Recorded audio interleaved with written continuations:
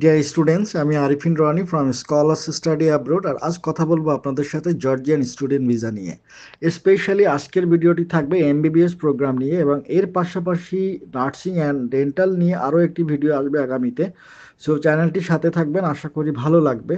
আর বর্তমান সময়ে দেখবেন যে এমবিবিএস প্রোগ্রামের জন্য কিরগিজস্তান, কাজাকিস্তান, উজবেকিস্তান, ইভেন রাশিয়ার পাশাপাশি জর্জিয়া কান্ট্রিটাও কিন্তু ডে আফটার ডে অনেক বেশি জনপ্রিয়তা লাভ করতেছে। আমাদের বাংলাদেশি স্টুডেন্ট পাশাপাশি ইন্ডিয়া, পাকিস্তান, ইভেন অন্য অন্য ইউরোপিয়ান স্টুডেন্টগুলোও কিন্তু জর্জিয়া থেকে তারা তাদের এমবিবিএস প্রোগ্রামগুলো কমপ্লিট করে থাকে।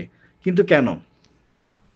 প্রথমত, আপনি বিশ্বমানের মেডিকেল বিশ্ববিদ্যালয় থেকে অভিজ্ঞ শিক্ষক মণ্ডলী দ্বারা এবং খুব অল্প খরচে উচ্চমানের এমবিবিএস প্রোগ্রামটি আপনি কমপ্লিট করতে পারবেন। দ্বিতীয় বিষয়টি হচ্ছে যে আপনি কিন্তু এখানে থিওরিক্যাল এবং প্র্যাকটিক্যাল ক্লাসগুলো আপনি পাচ্ছেন ইংলিশে।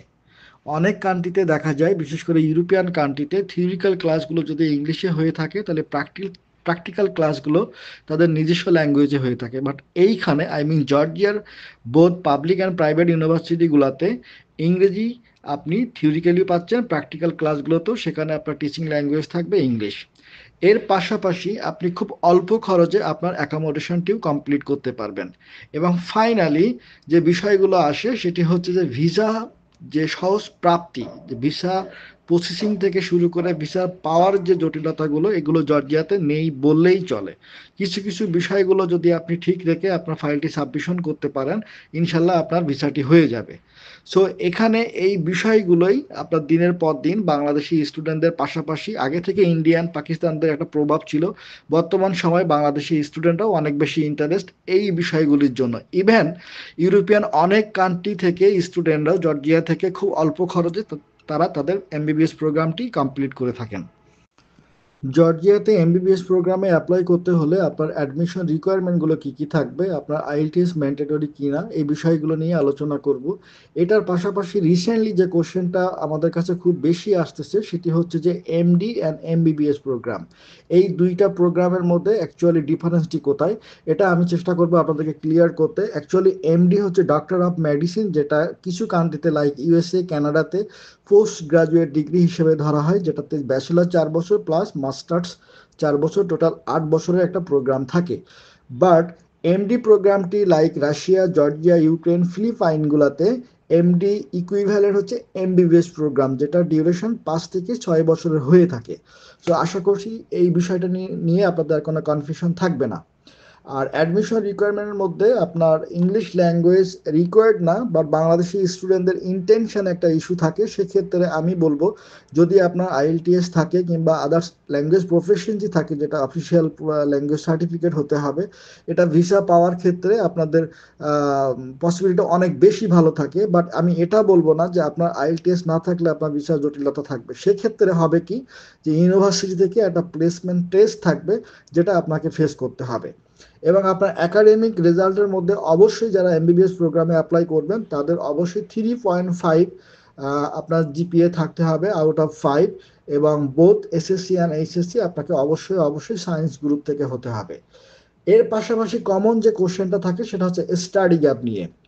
এমবিবিএস প্রোগ্রামগুলোতে মূলত আপনার 2021 সালের পরে থেকে আপনি অ্যাপ্লাই করতে পারবেন, বাট এটা উচিত হবে না যদি আপনার এইচএসসি পাসিং ইয়ার হয়ে থাকে 2020।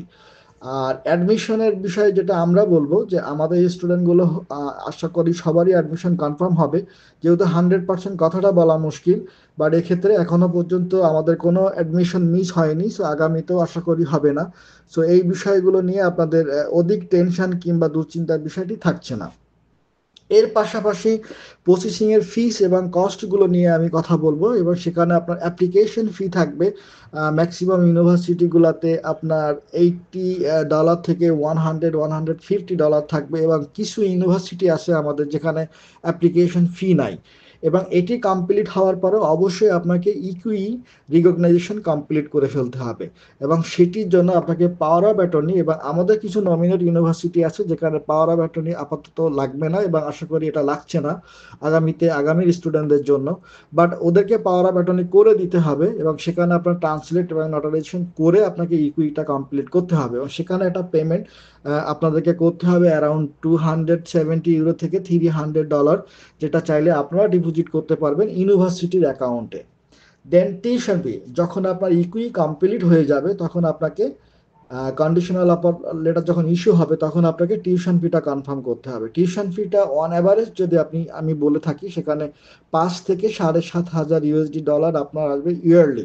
এখানে কিছু ইউনিভার্সিটিতে থেকে আমাদের এই সুযোগগুলো আমরা পাচ্ছি যে আপনি এক সেমিস্টারে টিউশন ফি দিয়ে আপনি ভিসা প্রসেসিংটা কমপ্লিট করতে পারবেন এবং রেস্ট অফ টিউশন ফিটা আপনি সেখানে যে ইউনিভার্সিটিতে পৌঁছে দেন নেক্সট ইনস্টলমেন্ট ডেটে আপনি আপনার বাকি টিউশন ফিটা আপনি ডিপোজিট করতে পারবেন। সো এখানে যদি $5,000 কিংবা $6,000 যদি আপনার টিউশন ফি হয়ে থাকে তাহলে আপনি $2,500 কিংবা $3,000 দিয়ে আপনি আপনার ভিসা পার্টটি কমপ্লিট করতে পারবেন। ভিসা ফি নর্মালি $20, বাট এখানে একটা বিষয় আমি বলে রাখবো, অবশ্যই এই পেমেন্টটা হতে হবে ব্যাংক ট্রান্সফার এবং যখন আপনারা ব্যাংক ট্রান্সফার করবেন তখন আইবিএন যে নাম্বারটা থাকে এটা অবশ্যই ম্যাচ করে নেবেন এবং সেখানে যে XXX যে ইস্যুটা থাকে এটা আমি আমাদের স্টুডেন্টদেরকে সাথে অবশ্যই শেয়ার করব এবং যারা অন্য অন্য কাজ থেকেও আপনি অ্যাপ্লাই করবেন এখানে এই বিষয়টা খুবই কেয়ারফুল থাকবেন যে আপনার ইভেন যে কোডটি থাকে এটা ঠিক আছে কিনা, কারণ এটা ঠিক না থাকলে বিএফএস আপনাকে রিফিউজ করবে এবং আপনাকে আবারও ভিসা ফি দিয়ে দেন আপনার ফাইল সাবমিট করতে হবে। আর বিএফএস এর পার্টির জন্য আমার আলাদা একটা ভিডিও আছে চ্যানেলটিতে, এটা দেখে নিতে পারেন। আর ব্যাংক স্টেটমেন্টগুলো আপনি হিসাব অনুযায়ী 8 থেকে 10 লাখের মতো একটা বাজেট রাখলে হবে, যেটা লাস্ট 3 মান্থস আপনাকে অ্যাকাউন্টটি দেখাতে হবে, লেনদেন দেখাতে হবে। ইন্স্যুরেন্সের ব্যাপারটাও চলে আসবে এখানে যখন আপনারা ভিসা পার্টিতে যাবেন। এই ওভারঅল বিষয়গুলো নিয়ে অবশ্যই আমাদের A to Z গাইডলাইন থাকবে আপনাদের জন্য। আর এর পাশাপাশি আদার্স যে কস্টিংয়ের বিষয়গুলো আসে সেটা হচ্ছে অ্যাকোমোডেশন। ম্যাক্সিমাম ইউনিভার্সিটিগুলোর জর্জিয়ার বোথ প্রাইভেট অ্যান্ড পাবলিক ইউনিভার্সিটিগুলোর অ্যাকোমোডেশন নিজস্ব অ্যাকোমোডেশন থাকে না, আবার কিছু ইউনিভার্সিটির অবশ্যই অ্যাকোমোডেশন থাকবে। বাট আমরা ভিসা প্রসেসিংয়ের জন্য অ্যাকোমোডেশন যে পার্টটা চলে আসে এটা ইম্পর্ট্যান্ট একটা ডকুমেন্টস। যখন আপনি অ্যাম্বাসিতে সাবমিশন করবেন এই হেল্পগুলো আমাদের পার্ট থেকে থাকবে। আর আমাদের যে স্টুডেন্টগুলো যারা অ্যাপ্লাই করবে জর্জিয়াতে তাদের অ্যাকোমোডেশনের খরচগুলো আপনার 300 থেকে €350 মধ্যে ডলারের মধ্যে আপনার কাভার করতে পারবেন মান্থলি অ্যাকোমোডেশন এবং ফুড সহ। এর পাশাপাশি এমবিবিএস প্রোগ্রাম নিয়ে কথা হলে আরো যে বিষয়গুলো উঠে আসে সেটা হচ্ছে যে আমি পার্ট টাইম জব করতে পারবো কিনা। প্রতিটা কান্ট্রিতে এজ অ্যান ইন্টারন্যাশনাল স্টুডেন্ট হিসাবে কাজের একটা রেস্ট্রিকশন থাকে, সেটা হতে পারে সপ্তাহে 20 ঘন্টা কিংবা 21 ঘন্টা। যদি আপনি জর্জিয়াতে হিসাব করেন সেটা গড়ে আপনি $10 মতো যদি আপনি হিসাব করেন মান্থলি $300 থেকে $400 পর্যন্ত আপনি ইনকাম করতে পারবেন। বাট কোনো স্টুডেন্ট যদি ফুড ডেলিভারি জবগুলো নিতে পারে তাহলে তারা আরও বেশি ইনকাম করার সুযোগ থাকে। বাট আমি সবসময় আমার স্টুডেন্টদেরকে বলে থাকি যে আপনারা 1 বছরের টিউশন ফি দিয়ে যাচ্ছেন, পাশাপাশি আপনার 6 মাসের একটা কস্ট আপনার সাথে নিয়ে যাবেন, কারণ একটা নতুন কান্ট্রিতে সেখানকার কালচার সেখানকার সব কিছু বুঝতেও একটা সময়ের প্রয়োজন হয়, সেটা মিনিমাম 6 মান্থ। এটা ওভারকাম করতে পারলে আপনি নিজেও বুঝে যাবেন যে আপনি কিভাবে সেখানে চলবেন, কিভাবে নিজেকে আপনি ওই পরিবেশের সাথে খাপ খাইয়ে নেবেন। সো স্টুডেন্ট যারা অ্যাপ্লাই করবেন আগামীতে কিংবা যারা অলরেডি অ্যাপ্লাই করে